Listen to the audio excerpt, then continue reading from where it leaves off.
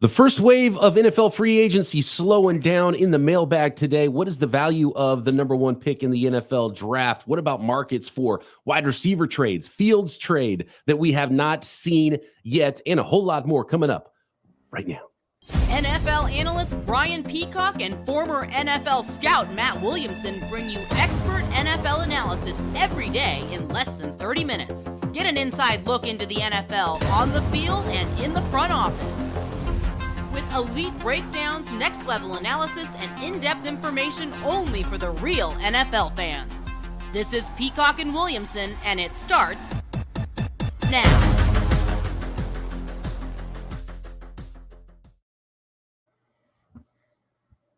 Welcome to the Peacock and Williamson NFL Show. Brian Peacock alongside Matt Williamson at BD Peacock at Williamson NFL. Thanks, everybody, for making us your first listen on the Locked On Podcast Network, your team every day. We love all the everydayers, and we love it when you subscribe on YouTube and everywhere you get your podcast. Today's episode of P&W is brought to you by Game Time. Download the Game Time app, create an account, and use code LOCKEDON for $20 off your first ticket purchase. All right, good one. A lot of great questions. Appreciate everybody who jumps in on the mailbag. As always, every week, you don't have to wait for us to ask for those questions. You can always drop them at BD Peacock, at Williamson NFL on Twitter, or in the YouTube comments. And I want to start with a question about the number one pick in the NFL draft, because I think we can learn a lot about what's going on at the top of the draft right now. I think we still know what's going to happen with the number one pick in the draft. But if teams were calling, Matt, and there was a trade potential with Justin Fields, we'll talk about him in a second, still in Chicago currently, Billiam has a question about the number one pick and what exactly the value is of that selection. And Billiam says, can you two help settle a debate? What is 1.01, the number one pick in the draft, worth to all the teams in the real draft? In other words, if the Bears call and say, we will send the first pick for player X, who is an automatic no? And he's talking about Mahomes, Josh Allen, Lamar Jackson, CJ Stroud. Where does the list end? Is that the end of the list? Myles Garrett, TJ Watt. What do you think, Matt? This is an interesting question because it is. The Pittsburgh Steelers went into this offseason without necessarily long-term answers at quarterback. And if you told me you can have the number one pick for TJ Watt, I know that there's a lot of Watt jerseys in the stands. I'm trading TJ Watt for Caleb Williams all day long. I am too. So this is more not a Bears question. It's more of an other 31 team question. Yes. Like it's not an expansion team. Would you rather have the first overall pick or Aaron Donald? You take the first overall pick because of age. So I think every team's different. Let's start with defense. Would the Browns do it for Garrett? The Browns have already got such a weird quarterback thing. And that's why I threw them out first. If they could the Steelers would. If they could pull a lever and undo the whole Watson thing, then yes, you trade Myles Garrett. Yeah. Even though it's an unknown, you trade Myles Garrett for the opportunity for a franchise quarterback with the number one pick in the draft. So I still think you do it if you're them. Yeah. What's that? I still think you might do it if you're them. Even with Watson in-house? Yeah. You'd say, well, we're going to pay this guy hundreds of millions of dollars and you're the backup. Sorry. Or you're the stopgap, at least for now. And we'll see. That's the weirdest one because he's untradeable. Like Dallas to me would be a discussion because I could trade you Parsons. I could get the first overall pick and I could get a lot back for Dak. You know what I mean? I would trade Parsons and Dak for the number one pick. Wow. And I'm not even sold that Williams is a superstar. I mean, you know what I mean? Just for the opportunity. Right. I wouldn't have last year. And I look at where what's funny is we're saying this, but the teams would say no also. There's teams that should say yes that would still say no. So we're not saying that, that the Steelers would actually do that trade. I would. Even though we think they should, right? Yeah. And to be honest with you, I think the Steelers is a great example. And it's a team, obviously, better than anybody, Matt. It's a team that if they didn't call the Bears about the number one pick, moving up from pick 20, then they're not doing their job. They at least need to kick the tires, right? Yeah, that conversation had to happen before they are doing Russell Wilson stuff and whatever else there is. You at least have to be like, okay, I figured that's what you want. Sorry, I'm not in that market. Okay. Yeah, cool. Thanks for taking the call. Good luck, and we'll see you. And the Bears probably aren't going to end up trading that pick anyway. But I think the list, to answer the question, the list is very short, and it's Mahomes and it's See, I think Allen, there's Lamar. 5 or 6 quarterbacks. Yeah, Stroud. I wouldn't trade Stroud for the number one pick. No, I'd rather Stroud. I mean, that's a bird in the hand. Right. Even paying Lamar, even paying Herbert, Burrow, like Lawrence is a question for me. I would probably not do that, but it's interesting. It's fair, and I wouldn't be shocked if you would say, you know what? Financial timeline is the same as Fields, Right. Yeah. I mean, I'd rather have Lawrence than Fields, but Lawrence, I think, is about the breaking point where it's a conversation. Like, would you do it for Anthony Richardson? I would trade Richardson for the first pick easily. Yeah. Yeah, you trade Young in a heartbeat, Yes. Of course. I'm just trying to think young first contract guys. Yeah. I mean, I can't. There's not too many guys that I wouldn't trade for the number one pick. And this is and it's a complete unknown. But of course. What if the Browns won with Myles Garrett? You get if Caleb Williams hits and there's enough evidence that he could become a great NFL quarterback, that is immensely more valuable to your franchise than a really good edge defender, as valuable as those edge defenders are. I think we'll agree Crosby's an easy one. And he's awesome. But they need a quarterback. Here's 2 tough ones for you. Jefferson was one of them. I say yes. Yeah, go up and get a quarterback, especially if it's like if you think you offered Justin Jefferson, like, man, we offered you the biggest contract ever for a wide receiver, and you're scoffing at it. I don't know if it makes sense for us to be able to. I mean, I don't know if we're gonna be able to get this done. I don't know if it makes sense for us. And we get a franchise quarterback, and we are in need, and we're already going to spend too much to go up and get the 4th best quarterback. Let's go get the best quarterback in this draft. Yeah, I think the Vikings trade Jefferson. I think any receiver in the league would go. Yes. Well, I got 2 weird ones for you. Okay. Jamar Chase, because I don't need a quarterback. I think I'm just going to roll with Chase and Burrow. But that's right.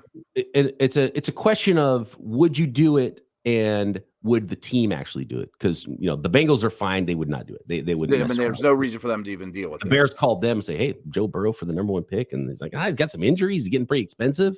Like in Madden, you make the trade. In real life, you've got media relations, you've got jerseys, there's some other considerations for teams locker room, they might not do it, but in a vacuum, what's that first pick worth potentially? The list is very, very short. Nick Bosa.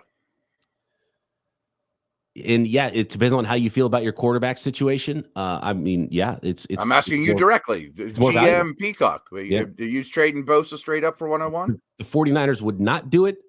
It is worth Nick Bosa to go get the number one pick in this draft and potentially raise that ceiling of your franchise if you hit on him. But a lot of these teams that do have good quarterbacks, good young quarterbacks, it's less likely they would be willing to trade a superstar player elsewhere because they feel good about quarterback already. But the teams that don't, like the Vikings, it's like, man, if you have Kirk Cousins, you feel obviously less of a need to go do something at quarterback, and you wouldn't do something wild like trade Justin Jefferson.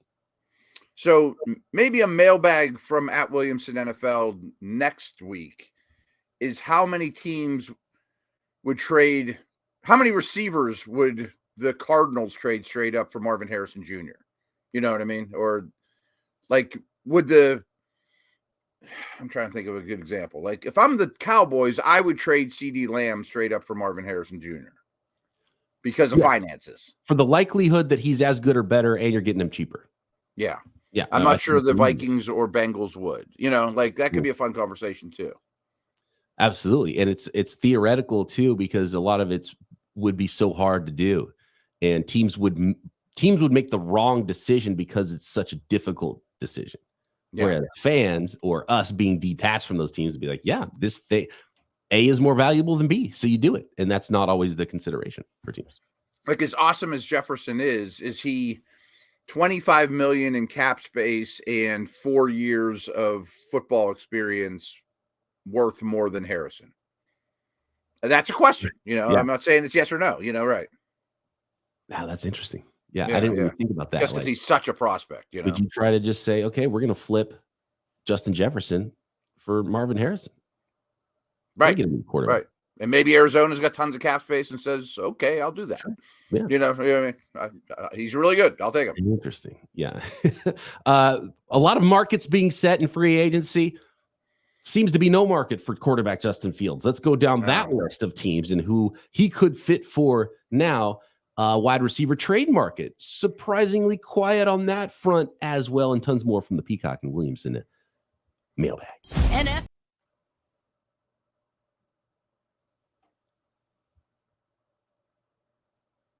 Today's episode of Peacock and Williamson is brought to you by Game Time.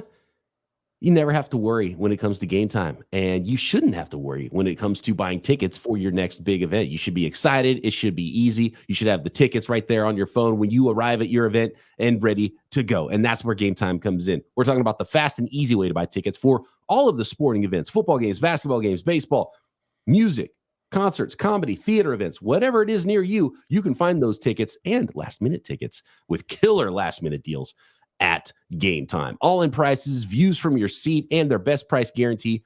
Game Time takes all of the guesswork out of buying tickets. Exclusive flash deals and sponsor deals on tickets for football and basketball and concerts, comedy, theater, and tons more. Zone deals, so you pick the section. Game Time picks the seats for big-time savings. And, of course, last-minute tickets up to the start of the event and even an hour after the event starts. It's the place for last-minute seats. Take the guesswork out of buying tickets with Game Time. Download the Game Time app, create an account, and use code LOCKEDON for $20 off your first purchase. Terms apply. Again, create an account and redeem code LOCKEDON for $20 off. Download Game Time today. Last-minute tickets, lowest price, guaranteed.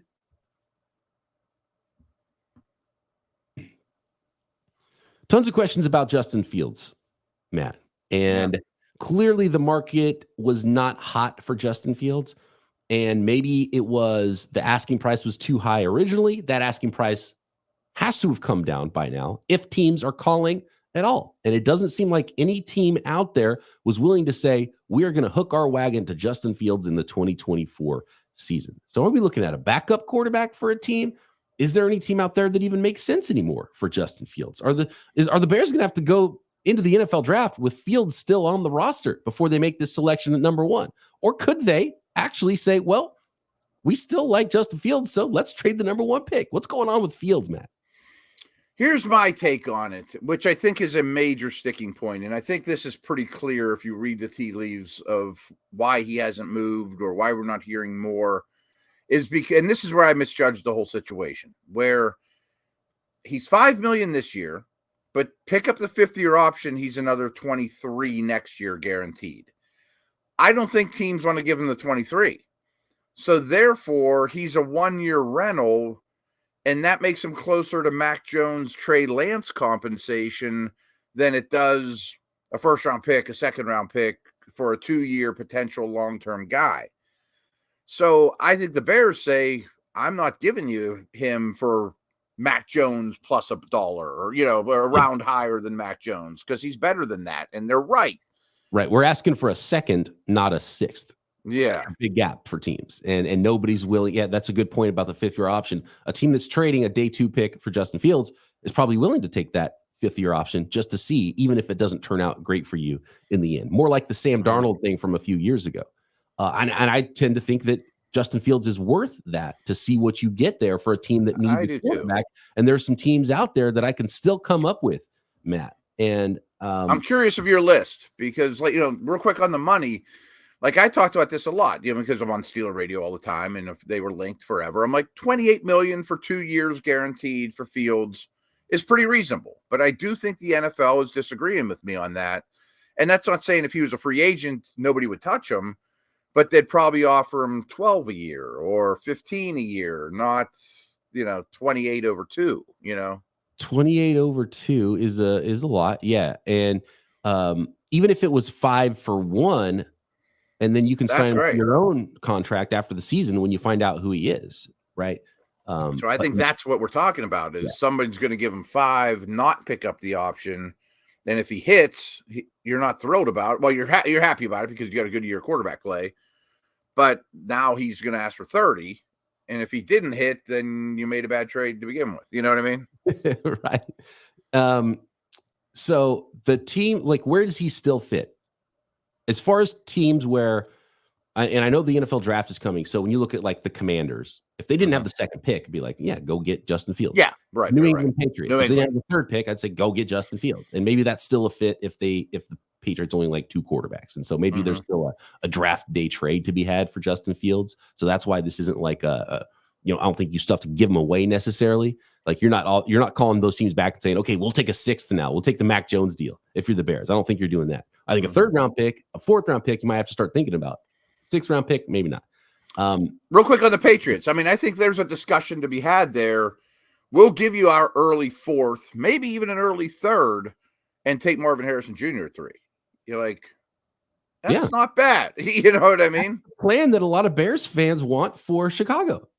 Right. To trade down a spot with the Commanders, keep Fields and get extra picks and draft Marvin Harrison. So I can buy the argument. It's not a bad consolation prize. And if you're what are the odds that like the Commanders, the New York Giants, the Minnesota Vikings, the Denver Broncos, like all Raiders. These teams, like what are the odds they like all the quarterbacks? Slim and none. They probably all like 2/3 of them. Right.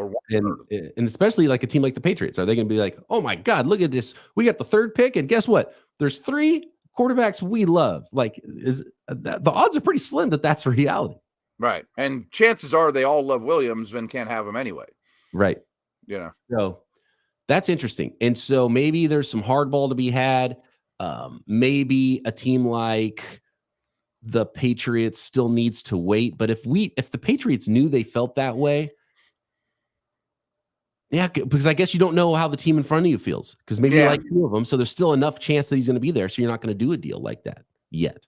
It could certainly be a draft day trade. So anyway, of the teams that aren't in the top 3 of the draft because they have a path to a quarterback that's if they like them enough, they're going to take them over trading for Justin Fields. The team that sticks out like a sore thumb to me is the New York Giants. Me too. I have 2 teams, and that was one of them. Yeah, they already traded a 2nd round pick, but they had an extra 2nd round pick. So they still have a 2nd round pick. They could trade a 3rd pretty easily for someone like Justin Fields, who I would much rather go into a season with Justin Fields than Danny Dimes right now. But at least you can have a competition, and you give yourself an opportunity to be even better than you are. But it sounds like they're not going to go that route. And maybe they love J.J. McCarthy, who, by the way, they might have to trade up to get him even. They might not even have a chance at the top 4 quarterbacks if you're the New York Giants. Maybe they just really love Daniel Jones in the organization, and I'm misreading that. Well, clearly they like him more than I did because they already did a deal with him, but I'm still not buying that. But they brought in Drew Lock, right? So it seems like it's getting crowded quick too. Yeah, they've kind of made a plan, so it doesn't sound like Justin Fields would be part of it. But I love the idea of Justin Fields with Brian Daboll, and I thought the Bears should have hired Brian Daboll as their head coach anyway because the work that Daboll did with a similarly physical, not they're different guys, but obviously. But it's a running offense, a running quarterback offense. I mean, Jones ran a ton. You know what to do with a guy that has skill set of Justin Fields. You're not trying to force him into this, over the middle, quick passing game, short, intermediate, middle of the field. Obviously, he's not good. It's like forcing Russell Wilson into that kind of an offense. And you know what's funny with the Steelers? With Peyton, the Steelers just happened to get a free veteran quarterback. It's a gift that fell out of the sky, right? Yeah. Otherwise, I think it's still the perfect fit there. And what's funny because Russell Wilson was my comp for Justin Fields coming out of college, and their weaknesses are very similar. You watched them play last year; it's a very similar thing. Obviously, Justin Fields younger and has more athleticism, and doesn't have a track record of actually being very good in the NFL for multiple seasons like Russell Wilson has had. But I would take Russell Wilson if they cost the same, but they just didn't cost remotely the same. And so I think that hurts Justin Fields because there was some other options out there for teams. But as far as competing, an opportunity for Justin Fields to start in 2024, there's not many left. And I think the New York Giants should be one. It doesn't feel like the Giants feel that way. I agree with everything you said. I think along those lines, he would be a terrible fit with Sean Payton as Russell Wilson was, so I don't think that's a fit. Yeah. I don't think him and Getsy are going to get back together. I don't think they'd trade him to the Vikings. What about my second team, though, is Seattle. I love it for Seattle. Seattle is absolutely on my list because now we're in more. You're going into the camp as the backup, and maybe you could win that job against Geno Smith. Maybe Geno Smith gets injured, but I love it for Seattle. Absolutely, Seattle is a team where it would be a perfect fit. He could come in, he can maybe compete, but you're the number 2 guy, and we'll see what happens there. And you're coming from a head coach that was just, the defensive coordinator for Lamar Jackson's team. Right. And right. Good point. You know how football games are won in a way that you have a weapon that can run the football at quarterback, which brings me to my next team, which is the Baltimore Ravens, Matt. Wow. Do we think that Lamar Jackson's going to be healthy for 17 games every season? And especially this season? What if he misses 3 games in November or December?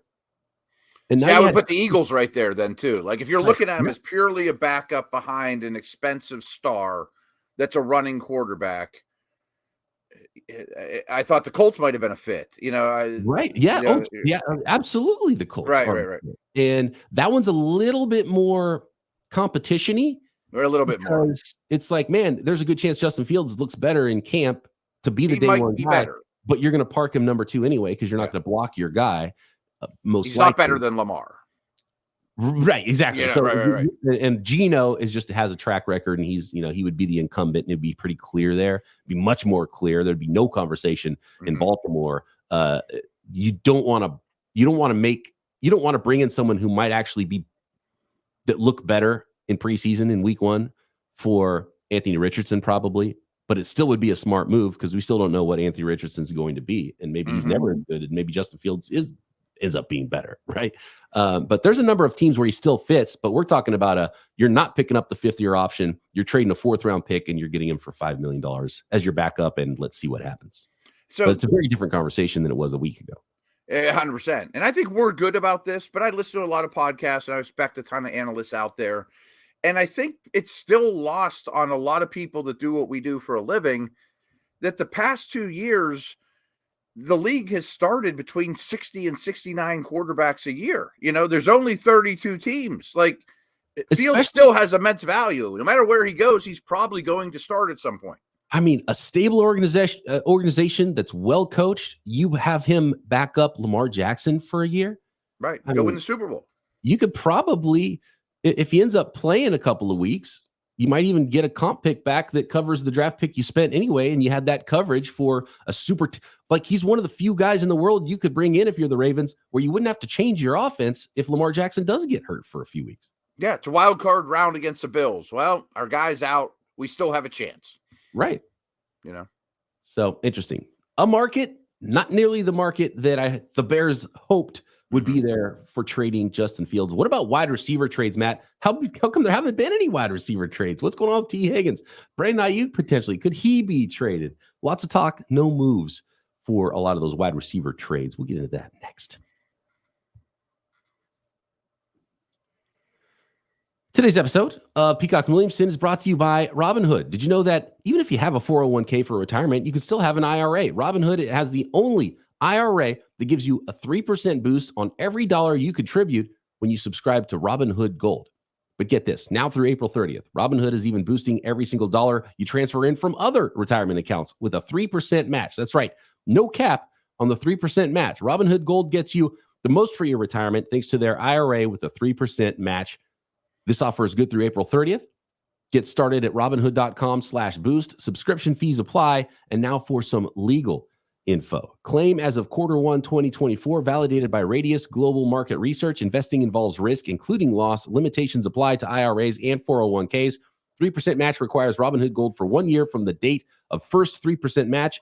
Must keep Robinhood IRA for 5 years. The 3% match on transfers is subject to specific terms and conditions.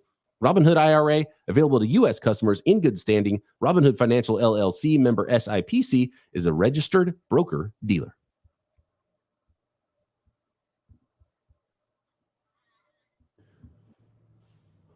All right, Matt. Wide receiver trade market. What is going on here? And a specific question about Brandon Aiyuk. This one from Michael. He says, is there any chance Aiyuk is actually on the trade block, and what would it cost to get him, asking for a team now in need? And I think that happens to be a Steelers fan, Matt, because The Steelers traded away Deontay Johnson. What are they doing at wide receiver? And what's going on with T. Higgins? How come we haven't seen a T. Higgins trade yet, Matt? What is happening with the wide receiver market? Okay, real quick, I'm going to address the Steelers. I know a lot of people have asked. For me, Mike Williams is my target. I mean, Williams and Pickett would be Hakeem and Sampson, just down the sideline for Russell Wilson. Like, I love that matchup. Everyone around here wants Tyler Boyd. That doesn't move the needle for me at all unless you're drafting one really high. But I do think the market is speaking very loudly on the receivers right now. And it's basically screaming, this draft class is awesome at receiver, So unless you're special, I'm not really in the market. I mean, I'd rather draft a day 2 guy, to me. Yeah, it could be teams waiting for round 1. It could be teams waiting for round 2 to see how this goes. And we've seen a lot of these wide receiver trades happen on draft day, right? Yeah, it's true. So AJ Brown might happen. Right. So, for example, let's say the Steelers are like, all right, we like everything else. We like everything else going on with our team going into the draft. We've got this one wide receiver circled. We got Brian Thomas Jr. out of LSU circled. He might get there, he might not. They get to pick 20, and all of a sudden it's like, okay, well, he's not there. We're going to draft this offensive lineman because that means, if the wide receivers didn't fall, a different position falls. Deep class at offensive line, we're going to do that. And now you're on the horn to the Bengals. Like, hey, second round pick, T. Higgins, we'll even give you a conditional 2025 pick to make you feel better about, the 20th pick in the second round instead. And so I could see a move like that. I do think maybe, do you need more of a Tyler Lockett style player to go with Russell Wilson? Just that guy who's on the late crosser that Russell Wilson's finding across the field. I don't know. But, and as far as Aiyuk goes, I think the asking price will probably be too high. Whereas maybe that's what I was going to say. Because the 49ers are in a spot where a lot of teams in the NFL are in a spot where they're trying to win now, quote unquote, but the 49ers aren't trying to get worse.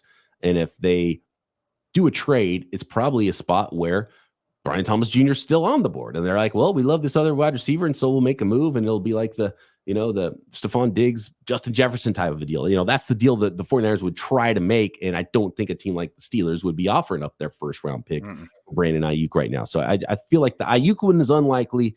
And it just feels a lot more clear that it's likely that someone like T. Higgins does get traded. What would they get? Probably late early 1, second, early 2 is where I'm at with that one. Yeah. And with this draft class, I think you nailed it, Matt. Teams are waiting. That's why it's taken so long with the wide receivers, because the wide receiver class is so good. Yep, I think that's 100% it. And maybe you get shut out on draft day and then you make a call. I know people want us to broker a Niner Steeler Aiyuk trade, but I can almost speak for both of us that I'm not giving you pick 20 for him straight up, and you're going to want pick 20 for him straight up. You know what I mean? Pretty much. Yeah. I think that's how that phone conversation goes. Yep. I would think so. Taking a look at Jason on Twitter has a question about the safety market. What's going on there? He says, usually supply and demand determine markets. However, there are many quality free agent safeties out there in a year where the consensus opinion is a weak safety class. What gives? So this is the opposite of what we were talking about with wide receivers. It's not that way where teams are like, oh, we got all these awesome safeties that we're going to draft and plug them in and they're going to start for us.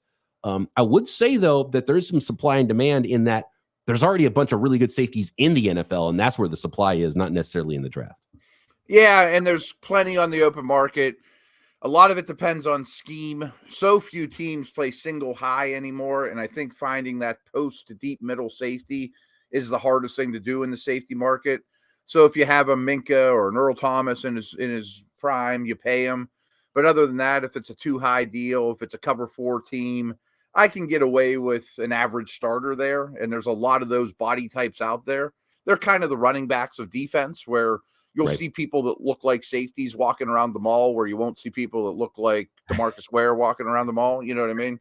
And it's just more of them on the planet. And we kind of see it every year too, where camp's getting started, it's late July, and a team signs a safety, and the guy starts 15 games in your football team. Yep. Like, it shocks me Julian Blackmon and Justin Simmons and Cameron Curl are still all available, but they probably won't be long, and they're probably asking for a little more than they probably outshot their situation a little. They were hoping to be a big first wave signing, and they weren't. Yeah. So they have to go back to the drawing board and say, okay, we're second wave now. Let's see what those deals look like. Yeah, and maybe by tomorrow they will be signed, or a week from now I'm sure they'll be signed, So One other safety note I just want to throw out there, though, is they are being asked to cover the slot much more than they did in the day. You don't want the Mike Hilton style corner as much anymore because you have to go against Travis Kelce. You have to go against big slot receivers, Getting a little positionless on the defensive side of the ball. Yeah. Joey Bag of Donuts, we'll finish here quickly. He says, do free agent players go out of their way to stick it to their former team and go to a rival, or is it just a coincidence? And a lot is being made right now of Saquon Barkley. Giants fans are not happy about Saquon Barkley going to the hated rival Philadelphia Eagles. And I will say it's probably, Matt, in my opinion, and I don't know what you think about this, I think it's more about the rival team trying to steal the player away from the guy they've been playing against because he's been beating up on him for 4 years. And they know him extremely well. Yeah. You've game planned against them 2 years, 2 games in a row for years and years and years. I think it's more familiarity than anything, to be very honest with you. So, I mean, maybe I'll tell you what, 90% of the time, free agents go to wherever the most money is. End of story. Right. You know what I mean? They have a short window to make money, and that includes state income taxes. Things like Florida is a huge advantage for them. I mean, maybe they have great respect for a division rival. A Raider looks at things and be like, man, I'd love to be a Chief. And maybe you do take less, and boy, they beat our butts twice a year, time and time again. Or, division Patriots back in the day, whatever. Some model organizations. But overall, that's light down the list in terms of why players pick the teams they do. Yeah, and you have to realize these players didn't grow up being a fan of that team they got drafted to. They were forced to go to a team and had no say in it. And this is the first time they have a say. And sometimes they do go to a team and they love it there and they don't want to leave, and they're even willing to give a hometown discount. But on the other side of things, Giants fans, the things they're saying about Saquon Barkley, they're hurt. They don't like seeing him on a hated rival. The Eagles fans were saying the same thing about Barkley a year ago, and now they're like, "Oh, cool, we hated that guy. Now we love that guy because he's on our team." So exactly. That's just how fans are, And to be honest with you, Tiki Barber's getting stuff because people are like, "Oh, I can't believe you said this about he's dead to me." It's like that's how he feels. Like he's a lifetime Giant, and he's saying it with a smile on his face. He's not like, "Oh yeah, screw Saquon Barkley. He's a terrible person." He's like, "No, this is how we're having fun. This is sports. It's not that serious. He plays for the rival now, so I can't root for him anymore." That's all he's saying, and that's the fun of sports. I wouldn't want to take that out of it. Just be respectful and don't be an ass about it. But otherwise, yeah, it's the way it goes. You don't root for the guys on the rival. Nobody should be shocked by that. My last note on that, and we'll wrap it up, is Barkley grew up in New Jersey, which is very close to the Giants. It's very close to the Eagles. That's why they're in the same division, because they're very close to each other on the planet. Like maybe you want to stay close to home. You know what I mean? Right. Like if you grew up in Columbus and you're like, well, I played for the Bengals, now I'm going to play for the Browns. What's equal distance from home? My family can come. Or There was weird stuff with his negotiations and the franchise tag in the last few years with the Giants. So it's not like he was going to try to go out of his way to break his back to do them any favors as well. And maybe there is a little bit to it sometimes where it's like, cool, maybe. Let me show you. I'm going to play against you twice a year now. Maybe you should have signed me that long-term contract a couple years ago. I love your point, though, that the Steelers game planned against Patrick Queen twice a year for his entire career. They know a ton about him. They like him. They hire. They sign him. Yep. Like, hey, thanks for developing us a ready-to-go linebacker. Yep. Thank you. Appreciate it. We like it. We respect your work and what you've done with the young man. Now we're going to pay him. Right. All right. Thanks for all the questions. Apologies to the ones we did not get to. You can keep them coming at BD Peacock, at Williamson NFL on Twitter, or drop them in the YouTube comments. Matt and I back tomorrow right here, Peacock and Williamson.